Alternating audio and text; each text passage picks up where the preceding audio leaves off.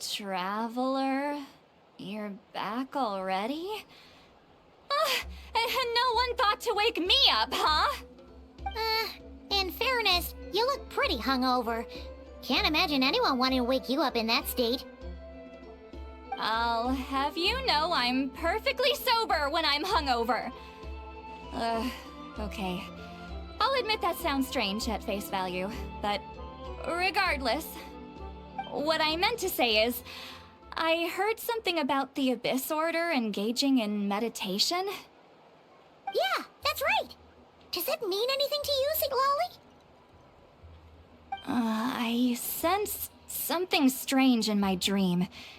It was vague, but it seemed as if some noise had found its way into Natlan's ley lines. Oh, what does that mean? Hard to say. I don't think it had any tangible effect on the Night Kingdom or on our ley lines, but still. It's like a signal that exists on a different dimension of reality. It might not interfere with ours or pose any detectable risk, but I just get the sense that something strange is going on. Oh. So even someone as familiar with the ley lines as you can't tell what's going on. No wonder the shamans that Satura called to the front lines couldn't sense anything. Ian-san, I think we should go talk to the chiefs. There's no point dragging this out. We need to take the initiative and drive the Abyss Order out of Natlan for good. If that's the Council of Granny Citlali, I'm sure the chiefs will agree. But it will still take us some time to gather the required force. In war, adequate planning and preparation is the key to victory.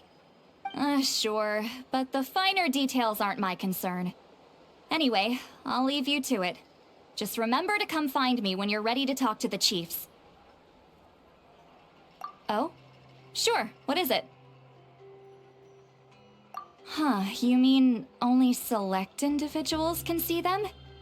Now that's a strange one. I guess they could be manifestations of a disturbed psyche? Or extreme negativity embodied in physical form? It could also be a simple case of dead monsters whose souls got stuck here somehow. Well, I say simple. Things quickly get confusing when you start looking into monster souls. For starters, trying to figure out which classification system to use is a real pain in the... Alright, we get it. Granny Citlali's learning and wisdom knows no bounds. But could we just get the short answer? Hey, I was just thinking out loud. You really think I was just trying to flaunt my knowledge? Anyway, the short answer is... there are many potential explanations for the kind of phenomenon you describe. That said, it's not something I've ever encountered in all my years. Oh, wow. Okay. Well, if Granny Citlali's never seen it, it might as well not exist, right?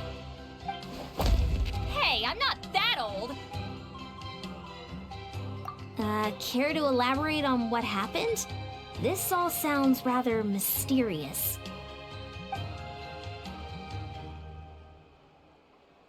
Really? You had to hold her hand to see the monsters? Sounds a little contrived. Huh? That's the part that bothers you? Maybe the point is more that it requires direct physical contact, whether that be hand-holding or otherwise. But that's neither here nor there. What bothers me is, it sounds like she's convinced that your sibling, the leader of the Abyss Order, is a savior. That really makes me question whose side this girl is on, and whether what she told you about her background is actually the truth. Sorry if that comes across as paranoid. It's just hard not to be suspicious of everything when we're in the middle of a war.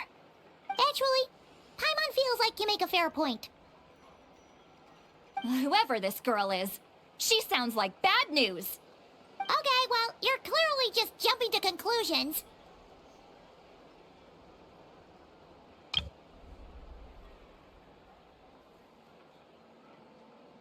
It's hard to know what to make of it.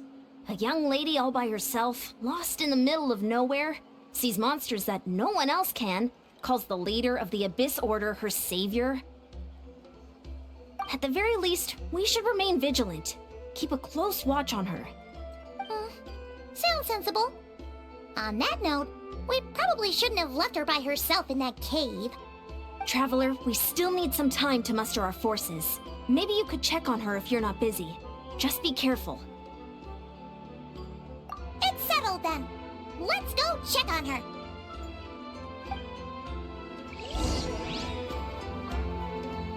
Don't worry, I'm sure they'll show up soon. Why holding hands? Why that specifically? Why not literally anything else?